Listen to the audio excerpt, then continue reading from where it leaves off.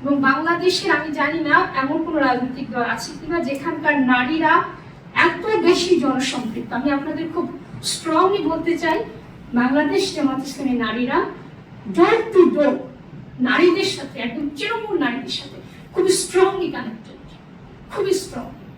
এবং 45% নারী আমাদের এই সংগঠনে অ্যাক্টিভলি কাজ করে এবং তারা নানা পেশায় আছে, তাহলে কেন আমরা চাইবো না যে নারীরা এগিয়ে যাক?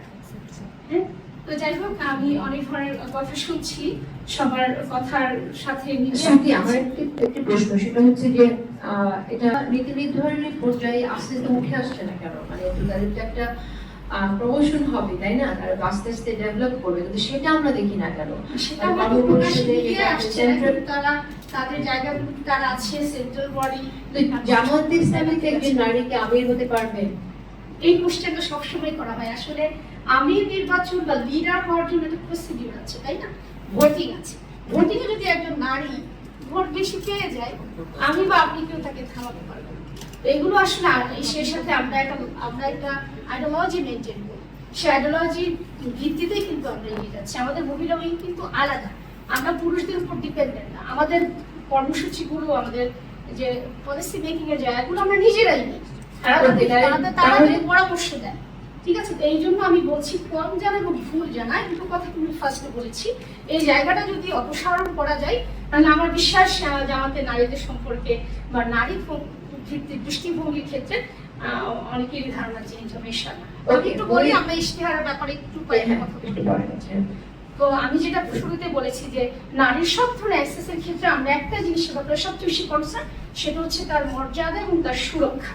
তো এটার ভিত্তিতে আমরা দেখছি, আমি কিছুদিন আগে আমি জরিপ দেখছিলাম, বিভিন্ন সংস্থা জরিপ করেছে মহিলাদের উপরে যে ধরনের অ্যাটাকগুলো হচ্ছে নানা দিক থেকে।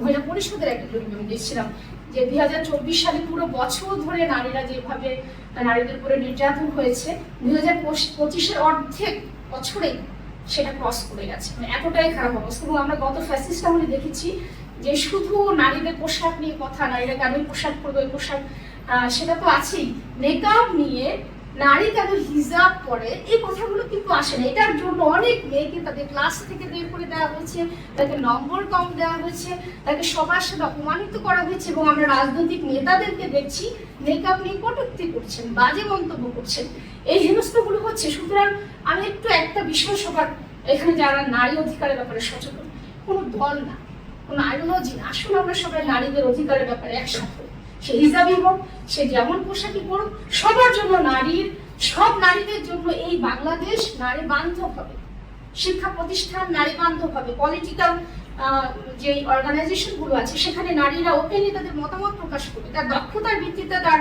যোগ্যতার ভিত্তিতে তার অবস্থান নিয়ে যেতে হবে। এই জায়গাটিতে আমরা একসাথে, কিন্তু